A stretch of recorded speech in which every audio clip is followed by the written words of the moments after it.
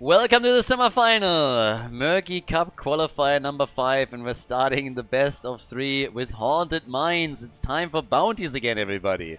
We got the Krankle crew against Team Ash, and yeah, off to the races. Again, qualifier number 5, we have 6 qualifiers in total, so as you can already guess, we're slowly nearing the end of the qualifier phase. Teams can participate in as many of these qualifiers as they want, and as they move from round to round, they get additional points for the leaderboard.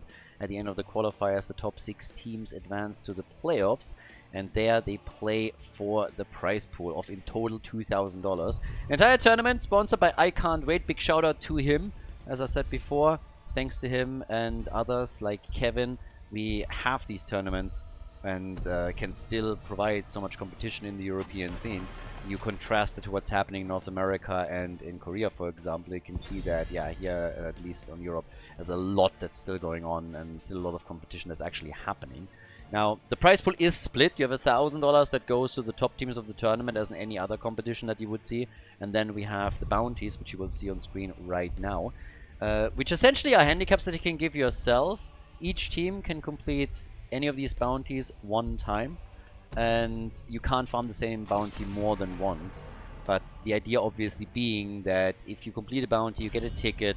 Teams can complete several bounties over the course of the tournament, and at the end of the tournament, looking at how many bounties were completed in total, how many bounties did each team complete, and then you get a share of that bounty pool of $1,000. So that's the idea here.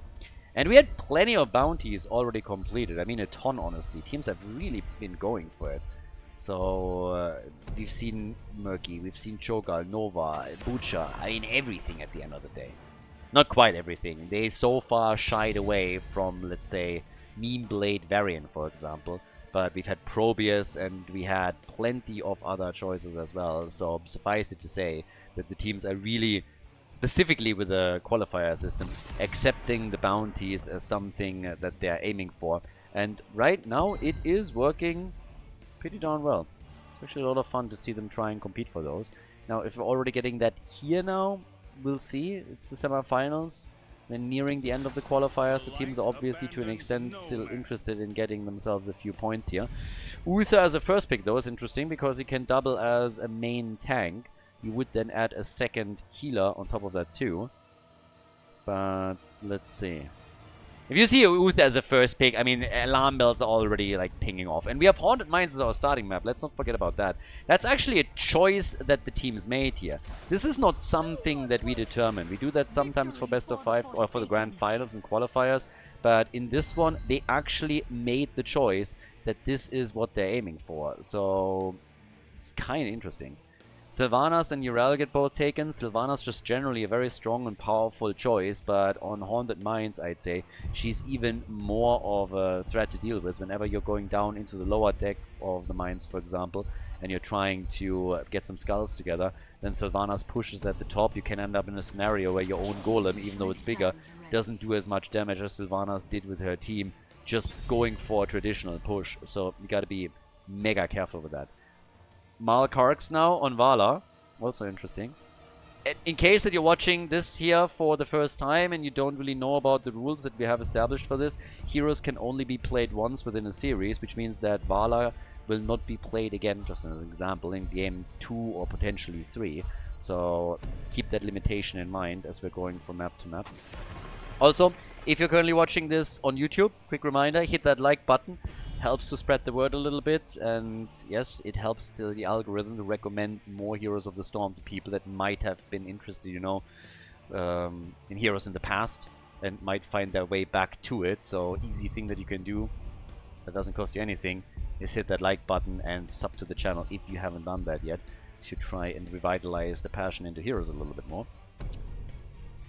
Zarya gets banned. Yeah, well, with Uther as a tank there, or as a potential tank.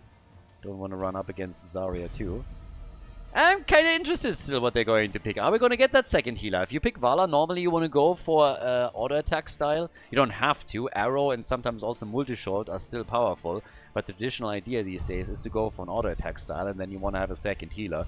Uther doubling as the main tank would fit very well into that concept, and has been played, of course, in that role in the past a lot. So now I guess the moment of truth here.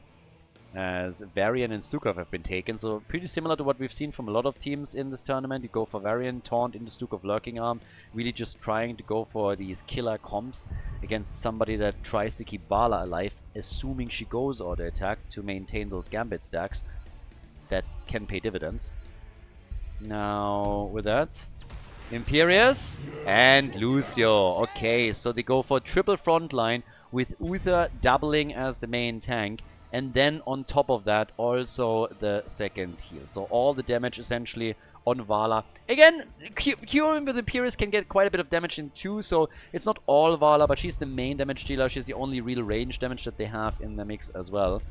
On the right side, the final pick in game number 1 for Team Ash as we're starting this thing up is, I guess, a bit more damage. We're getting Zagara. Push power. So Sylvanas and Zagara to push for structures.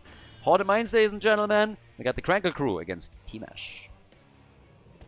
Krankle Crew against Team Ash. The blue team on the left with Cure on Imperius, Deviant on Uther. We have Mal Karks on Vala with auto attacks as expected. Tremor on Dehaka and Porky on Lucio. So again, big shout out to the NA players playing cross-server there.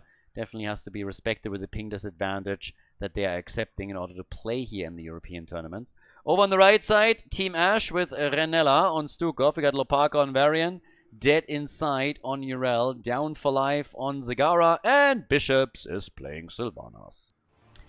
So after the quick pause that we had here, we can also kick things off. Rumor has it that Cure just got himself a nice ham and pineapple pizza that he's going to enjoy during all of this. So yeah, congratulations to him. That's actually impeccable taste that he has there. I really like that. So yeah, there are people that are afraid, you know, to admit that they love pineapple pizza. Cure is not one of them. The man is afraid of nothing.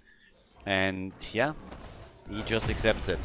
He accepts the stigma. I don't understand why that exists in the first place. Pineapple pizza can be absolutely fantastic, but you're a Cure big advocate apparently. Now, Lopaka, or so people say. Lopaka already dashing out as they're going for the big fight here. Zagara is the only one that's not participating.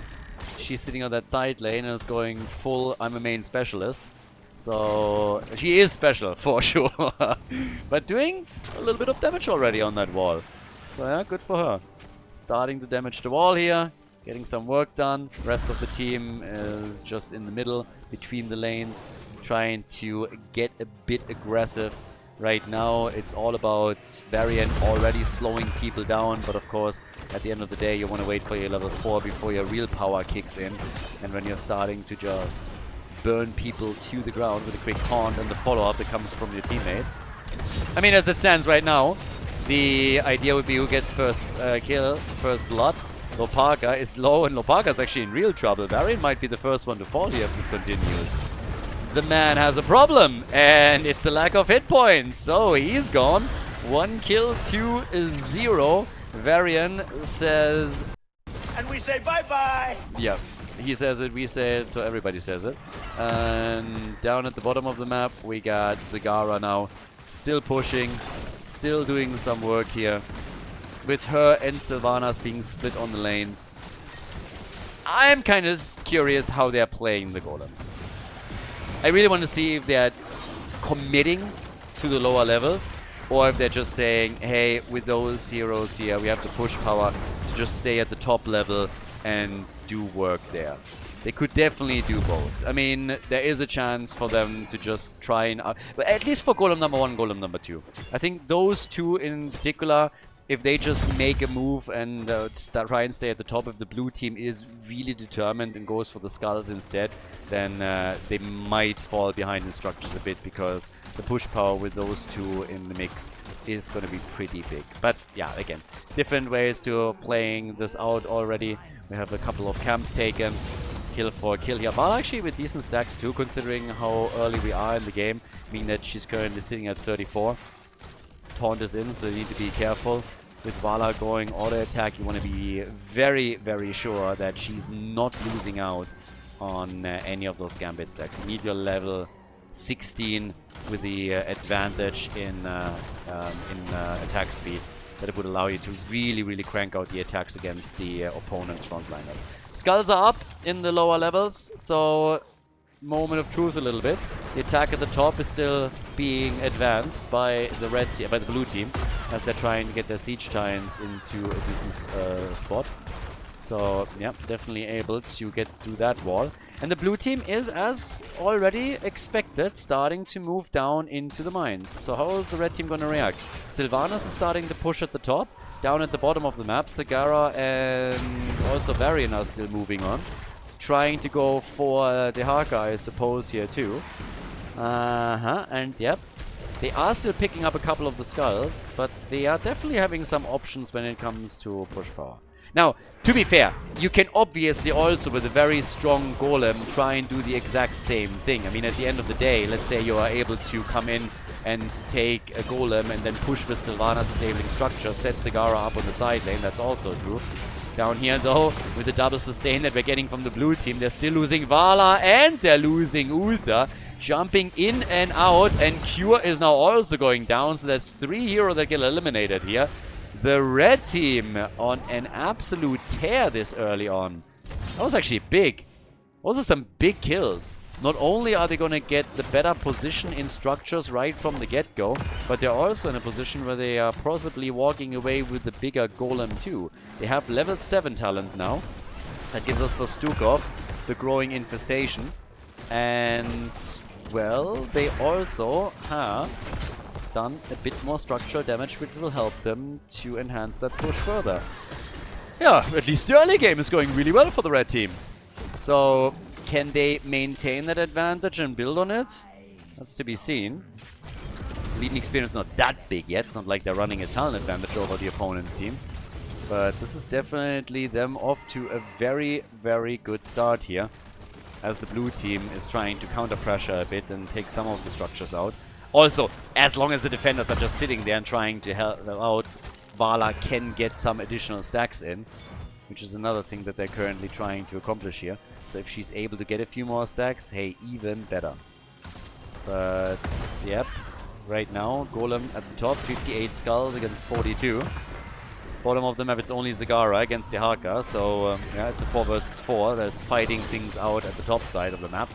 And here comes Sylvanas. This is exactly what I talked about earlier. That Sylvanas factor that will allow you to just simply do more damage. And they're already taking the wall out. Dehaka's coming in, leaving Zagara alone at the bottom of the map to defend. So the attack here still continuing. Stukov falls. That makes the defense a lot easier now that the healer is gone. Sustain, at least in this case, is helping them out. And Zagara is the one that has to deal with the golem. So while she is doing that, we're now having that fort reduced to already 50% of its HP. Down at the bottom of the map, the blue team's golem has done some damage too, but not enough. And here comes the counter kill with Varian's taunt coming out. They are able to go for Lucio and get the kill here. Varian is not out of the woods yet, but still trying his best. Another quick jump. Zagara moving in. They're trying to get another kill. The follow-up against Cure. And Imperius falls. Imperius eliminated. Uther gets killed as well. And that's bad news. That is easy 3 kills for the red team. We're now looking at, in total, 7 kills to 2. And a significant advantage, which is not only going to lead to an early level 10 talent, but also quite some dominance at the bottom of the map that they can now use in order to jump in here and maybe take a few more structures out. So they're really crushing it. They're currently on an absolute warpath. Team Ash is toying with the Krankle crew. Going for the fort. By the way, the top fort, thanks to the boss, has obviously also taken a lot of damage. So things are not looking all that great for the blue team. They're about to lose Vala again if she doesn't pay attention. That was a close call. Varian though, nice. That Tong, beautiful. Great play. They dropped the Tong on him, and then on top of that, the stun follow-up right then and there from Imperius. So Cure with a beautiful chain, the 2 NA players making the big play that allows them to get the kill against Varian and shut down the entire ambitious push that we saw from the team in red. So Team Ash has to fall back for just a second at least. Currently, we're having the next set of skulls announced at the bottom of the map. So, yep, one more right there. Another quick attack is already coming. And let's see, can they get a few more camps before all of this plays out? Currently trying. Next attack over on the right side with a nice Rain of Vengeance. And the follow-up I absolutely love these tongs. They are on point right now. They're doing such a fantastic job with them. But for now, at least, they gotta let those camps go. Sure. The bot lane is... not the bot lane. The bottom level is up, so they can actually work on that. But the chase is on. Urel pops the ult, is able to get out. Blue team still hoping to gain some momentum. So far, it hasn't quite worked out. With the fountain still in play here in the middle, they were easily able to make a play for it, restore some hit points and some mana, and then re-engage into the fight. Red team still slowly walking down right now. So they're slowly making their move down to the bottom of the mines. There is the chain and the kill on Urel. She didn't have an ult anymore. And with that CC chain, she didn't stand a chance to escape there. So well played. A bit of a trap set by the blue team. And that allowed them to easily go for that kill. That puts Team Ashe in a bit of an awkward spot, because generally speaking they were the entire time ahead, but now they have to be careful how they're approaching the lower levels. They can still of course use a couple of their heroes to potentially push at the top lane. The fort at the bottom has been taken out, and Zagara is now, with the help of the pumpkins, doing the same at the top. So that's 2 forts destroyed, but they still want to at least get some skulls, and at least for now Krankle Krew is ahead by a significant margin. They're sitting at 64-0, which is quite the lead. So the fight continues. Cure, on the other hand, again in trouble, and he falls. The level 13 talent advantage is kicking in for the red team as well. Uther, bit low. They're still trying to grab him, and they can take him down. Vala with the Rain of Vengeance on the entrance to slow the rest of the red team down. But Q has now fallen 3 times, so has Uther. So the frontliners are really suffering. We have 25,000 damage for Vala, who has died once, so she lost 5% of her attack speed bonus. And then we have Sylvanas with 24k, but they're pushing again as the blue team is down multiple heroes. Urel is slowly taking skulls on the lower level. Team Ashe, they might have lost a hero just before the second objective spawned. That slowed their progress down a little bit, but generally they're still doing okay. Yeah, now Lucio getting attacked and killed. So yeah, quite back and forth now on this one, with some really sweet attacks from Team Ashe again, leading to 11 kills to 4. I mean, they're heavily ahead now. It's not only their talent advantage that will soon be gone, to be fair, because the blue team is catching up, but the leading experience is still being extended. They're on level 14.5 already. So things are looking pretty big there. Top side. Yeah, that's where the next play is in. For the next little move. What do we get? Oh, well, with the golem, 68 to 32. I was actually about to say that they are probably going to try and defend here. They got Zagara on the lane, but she's not the only one. They're probably willing to sacrifice this fort, specifically since they're siege giants too. But the counter push at the bottom is not something that you should just ignore. Because with the help of Sylvanas, they're now trying to even go for the Haka. They could go for a taunt here. And the keep is in dire straits. They're going to get that keep. They're going to get the keep for sure. I suppose they're going to just fall back and try and defend, unless they really think they have a chance to damage the core. They already forced Cure back, so that's 2 defenders. And at the top, it makes the defense so much easier. Nice! The taunt into the golem stun. And Cure gets wrecked. Absolutely wrecked. Great play in that situation. Guys, that was huge. That was a huge play. Even the core is going to take a little bit of damage, I suppose. But look at this. The taunt into the golem stun. Right there. And then the follow-up immediately. Wailing arrow. All the tools being used, and Cure dies. That was, I mean, that was pretty sexy.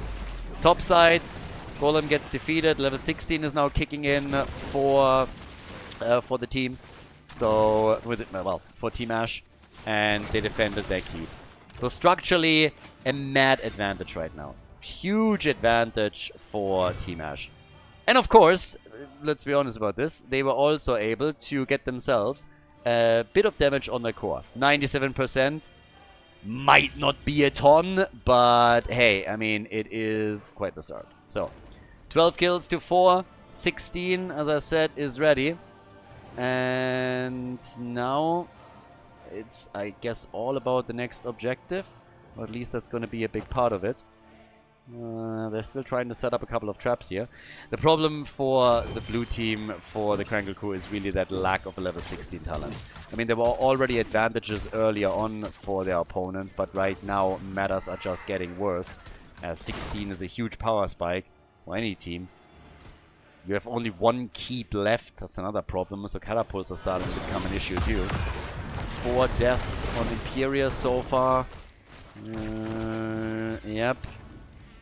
Next attack coming potentially there in a second. I mean, now the pumpkins are moving through up at the top.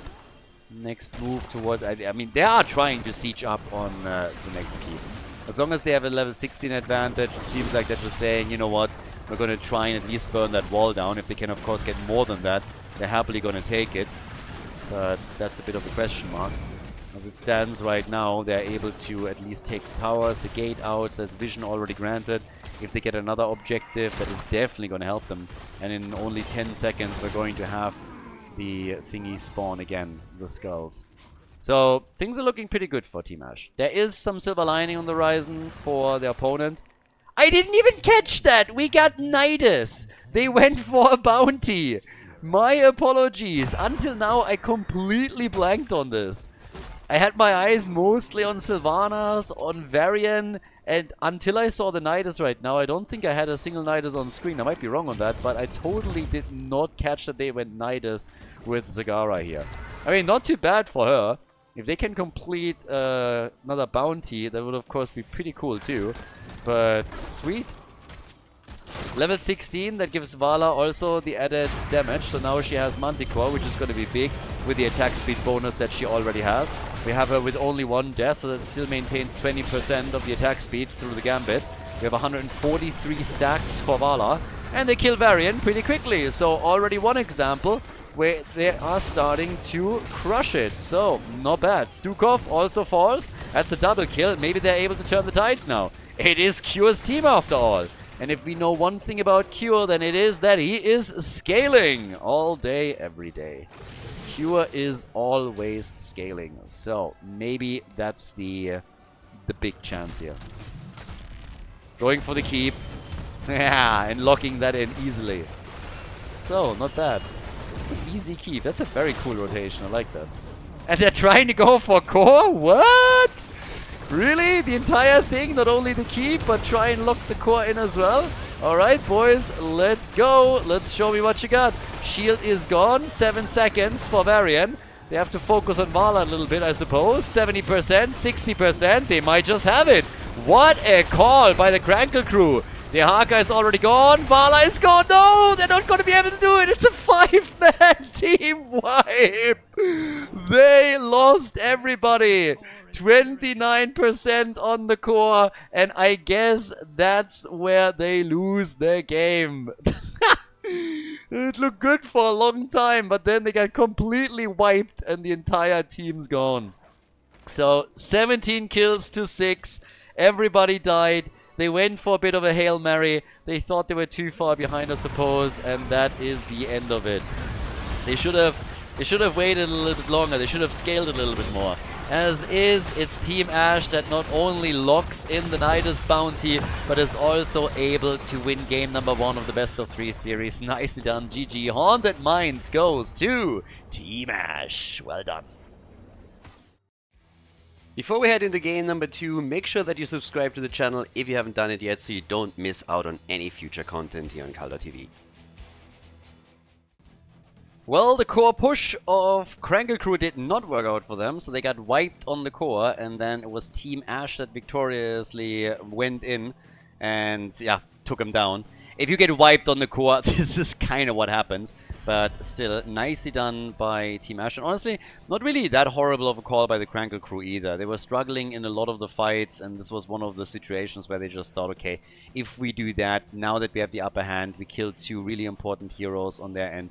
If we come in now, we can maybe take the core down. 29%, not really all that much. So, yeah. But again, the lead goes to Team Ash. They also have a bounty that they completed, which means that for them at least the Nidus bounty is now done. Obviously it still leaves it up for all of the other teams. But yeah, time will tell how this is going to play out and if Team Ash is now trying to get a few more bounties completed. Keep in mind, by the way, heroes can only be played once within the series, meaning all of the heroes that you saw played in Game 1 cannot be played again. Also, a quick refresher, bounties, as you can see here, this is general what the teams can go for. Now, we've seen plenty of these already completed, but again, each team has their own bounty board, so it's not like a bounty gets completed once and then nobody else can complete it. Every team can complete every single one of these one time. Now, with that said and done, Abathar is banned, and the question is, of course, are we gonna get more bounties? I mean, there's definitely a chance that that happens. Specifically, Team Ash is probably interested in farming a few more bounties. They don't have that many yet. They got a couple, but it's not a ton. So, yeah, we'll see how they're reacting there, and if they go for something, what exactly it's going to be. But right now, we get Hanzo at least as a first pick, so that's the first thing that we're getting. Hanzo first pick on Garden of Terror. Big map, obviously. You also want to have a few heroes that are very good on taking mercenary camps. It is the map in the pool that has most mercenary camps. It's kind of interesting also because, I mean, obviously, I explained this before, but the sponsor of the tournament is a huge Murky fan, and that's why we named it the Murky Cup. The bounty system is not new, it's something we used in the past. But we gave Murky now a higher bounty priority. So if you complete the Murky bounty, you get 3 tickets for the pool instead of only 1. And we've seen 2 Murky wins already. Murky has actually a 100% win rate when he gets picked. But another bounty that we haven't even seen attempted yet, and that I don't know if anybody is going to attempt it, is the Twin Blades bounty. So Meme Blades on Varian is so trash that nobody has even attempted it yet. And for me, it's just massively funny, because if you ask any, you know, solo player, quick match player that has nothing to do with esports and they pick Varian, normally they're just going damage. And there is this belief apparently in pubbies that Taunt is not a good talent. There's every half year or so there's a Reddit thread where somebody talks about like, Taunt is not that horrible. And it's like, oh really? Tell me more about it. You mean the only talent that gets played in any competitive environment for Varian in the last 7 years is not that bad. So yeah, it's highly amusing to me, just like the how disjointed the reality and the opinion of casuals are in the sense of what's good and what's not. To an extent where we even incentivize teams with money to play something, and they don't. So yeah, the Twin Blade bounty is apparently perceived as one of the hardest, if not the hardest, in the entire list. It's kind of crazy. Rhaegar and Johanna, as you can see, all of these heroes are starting to excel on taking down minion waves, but also on helping with mercenary clear. Rhaegar with a lightning shield can of course do that a lot. And with ETC, we have a potential global that can be used here as well. Now, damage is sorely needed for Team Ash. Brightwing and Gul'dan, okay. Yeah, makes it a little bit less likely that they're going for any kind of bounty here. I suppose you could still go Viking's Longboat or something juicy. But yeah, let's see. Lopaga on the last pick is going to be interesting. Now, over on the left side, we now have the final 2 picks for Krankle Krew. Again, they need to win 2 in a row if they want to move on to the grand final. This is a best of 3 series. We get Hogga, great hero for the map. Usually picked a lot faster than that even. And we get Li Ming. So standard draft for them. Quite powerful, quite strong, good composition. And now Team Ash.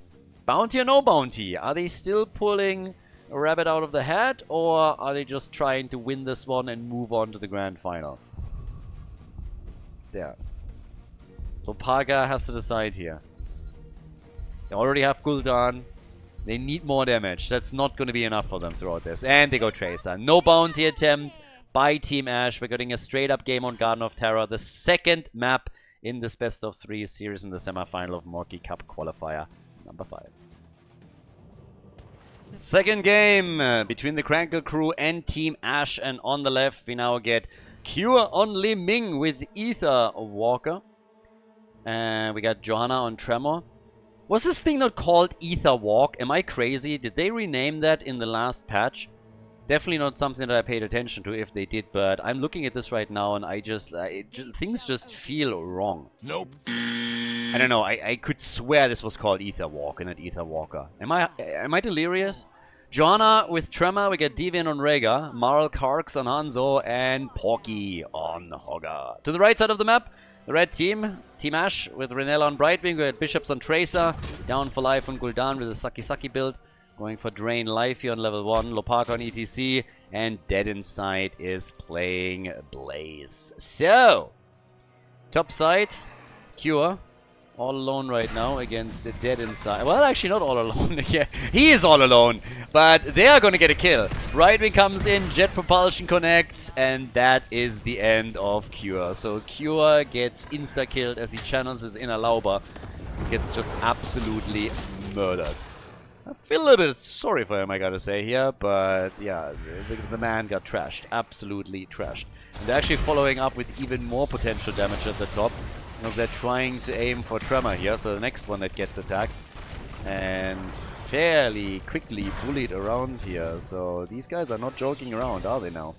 They really, really want to start dominating game number 2 immediately, so that they have a chance to move on to the grand final without even dropping a single map. That seems to be the goal here. So, can they pull it off? Time to go for some mercenary camps first, before we're figuring this out. But yeah, now over on the left side, Porky and friends are going for one camp. Over on the right, it's Down for Life with Gul'dan that's trying to do the same thing. And is making his place top side, and now Siege Giants pushing in, which means that Brightwing needs a bit of assistance. And that's going to be Blaze, so the two of them are making their move. Krankle Krew has to, of course, step it up there. Porky, I like that he goes for another one of these lizard skins. Absolutely, like, there's nothing more than I hate this standard lizard skin. It is so ugly. Like, why would anybody ever pick that? It is disgustingly ugly. It's just like, blah. But, yeah. Level 4 talents are ready. That gives us actually the Charged Blast over here for Li Ming. Now, all the way top. Cure is losing quite a lot of his structures. He's being completely left alone by his opponent, by his teammates here. And has to be mega careful, because if Brightwing comes in again and they're trying to flank in on him, then Li Ming could go down once again. Now, there's 2 lanes that are currently being attacked. Down at the bottom of the map with the Siege Giants, we have Gul'dan now pushing in. And I gotta give it to Team Ash. Early on in the game, they are doing solid work on those structures. The walls are being opened up. Oh, and there it is, the kill at the top lane. I told you so. Once that Brightwing moved in, Li Ming had trouble, so that's another kill for the team. Lopaka at the bottom is gonna die. Yep, he dies. Tremor and Deviant are both low, but they both still escape.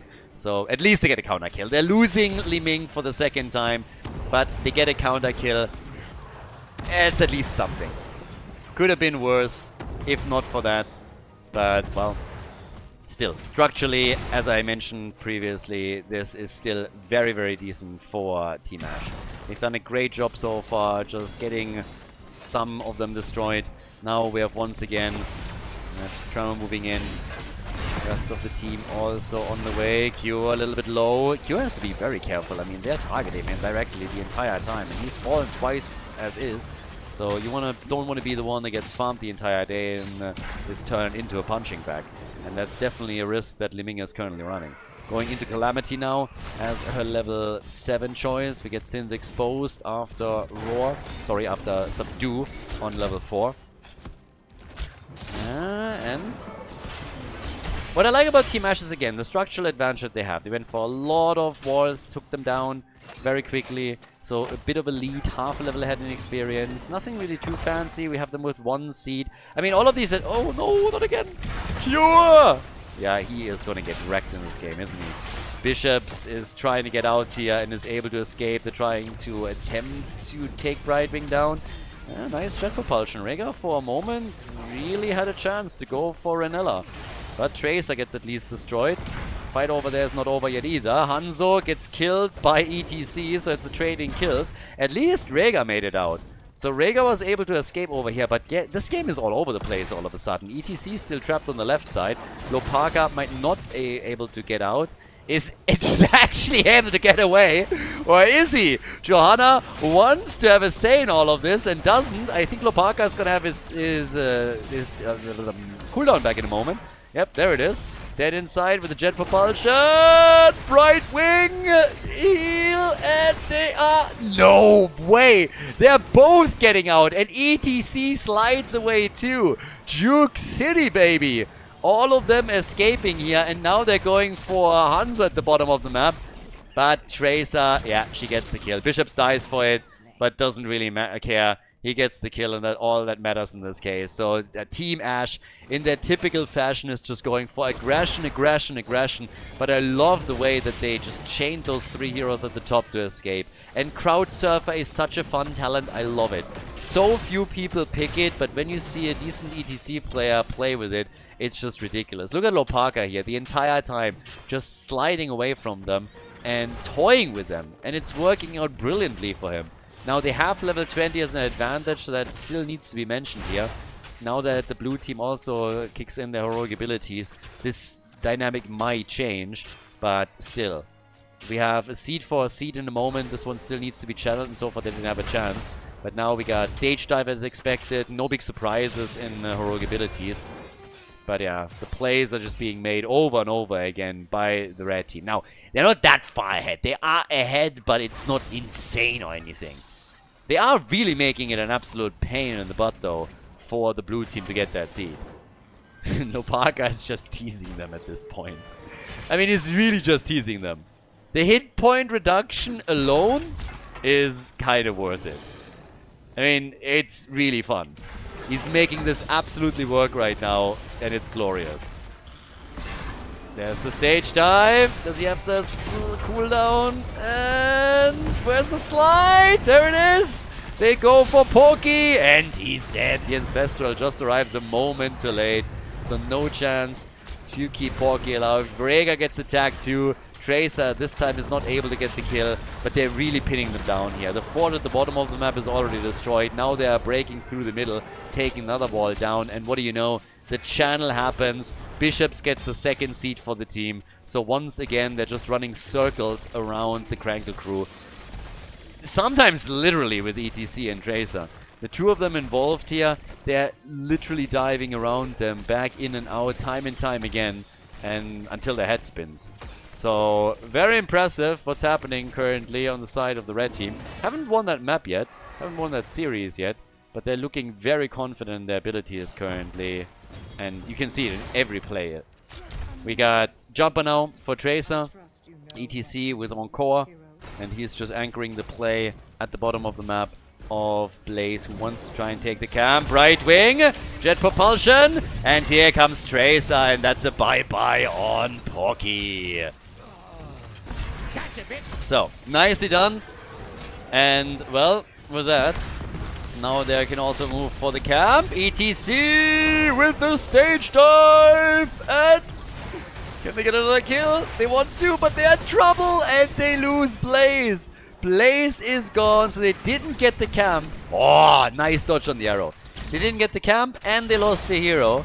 Not really all that successful after all, but they also drew the resources of the blue team down to the bottom of the map, which allowed at the top another fort to be destroyed, and even the mercenary camp is still pushing here.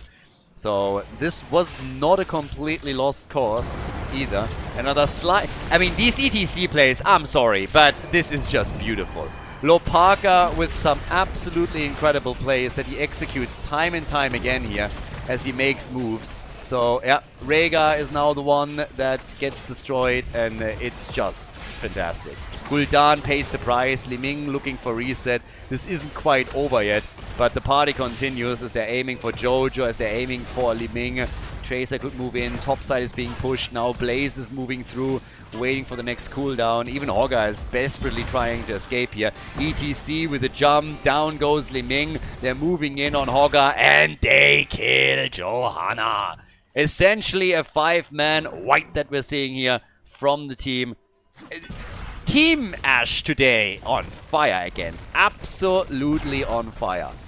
What a play. I mean, again, they're getting everybody here. They already had multiple kills, and then they come through with another triple towards the end as they're just chasing everybody. That's 12 kills to 5 in total. We're looking for 16 in a moment with the next advantage, and we're getting Garden Terrors, of course, too. With 2 forts destroyed already, there's essentially no chance of having any access in the middle. This fort will be destroyed, and then the only question that remains is what's happening afterwards, if there's any keeps that they can target as well.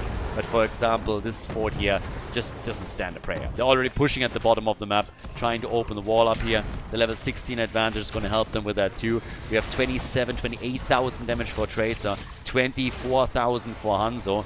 Fort is indeed gone. And we're still fairly early in the game. I mean, it's 10 minutes in.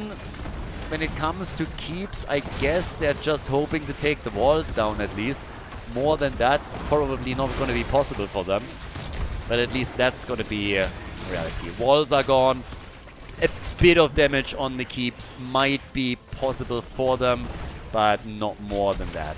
But wall at the bottom destroyed, wall at the middle gone, up at the top you see the same picture. Here, the keep itself is at least going to take some damage. As I already said before, it's not going to be a massive amount. They didn't get any kills with this, but it's undeniable that they're heavily in the lead now. And when it comes at potential comebacks, the problem that we have for the blue team is that normally when you're in a situation like this, you're at least looking, you know, at one seed and you're trying to come back to the objective a bit. It's not really the case for the Krankle crew. They haven't gotten a single seed yet, so they weren't able to do anything on that account. They have to fight for half a level until they have level 16 talents at least. Gul'dan has gone into the darkness within. And Lopaka still making moves. I love the way that he is playing ETC in this one. I really, really like it. Great performance by him. Great plays here. So, yeah, he's absolutely crushing it.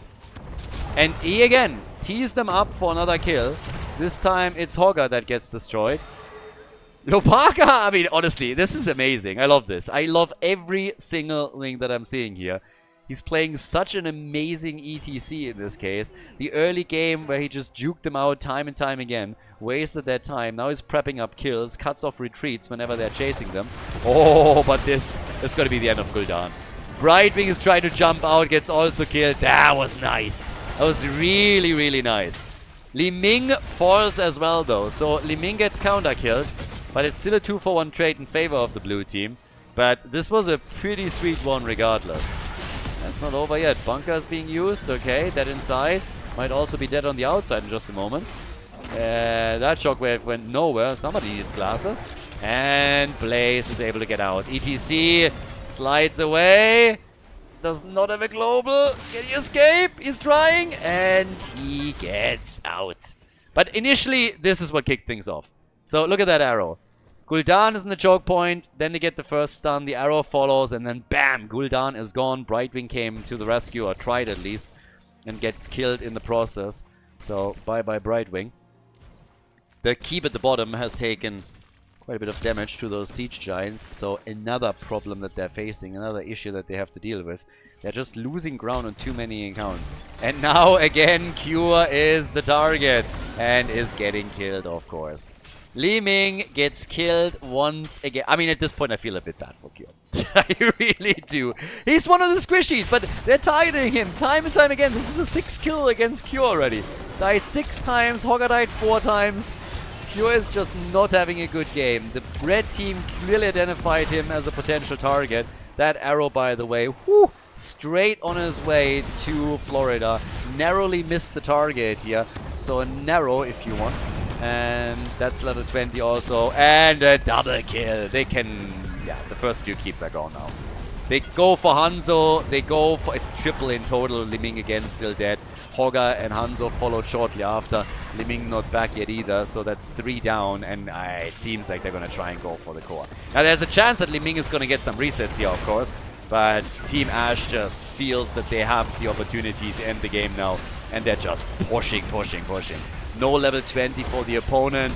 They are smelling blood in the water. This looks great for them. And they're going to get it. That's going to be a 2-0 victory with 17 kills, 2-9, as they lock in a 2-0 win against the Krankle crew and move on to the grand final of the tournament. GG.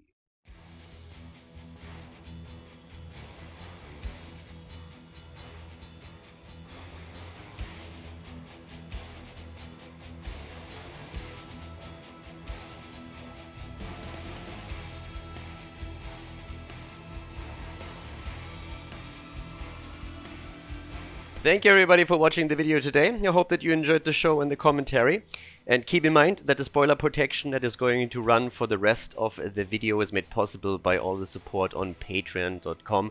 So guys, if you want to support my work, if you want to help me start new projects and keep the spoiler protection in place, please consider heading over to patreon.com/Khaldor. There's also a link in the YouTube description, and check that out. Thanks in advance, and see you guys next time with more esports coverage here on Khaldor TV. Have a great day.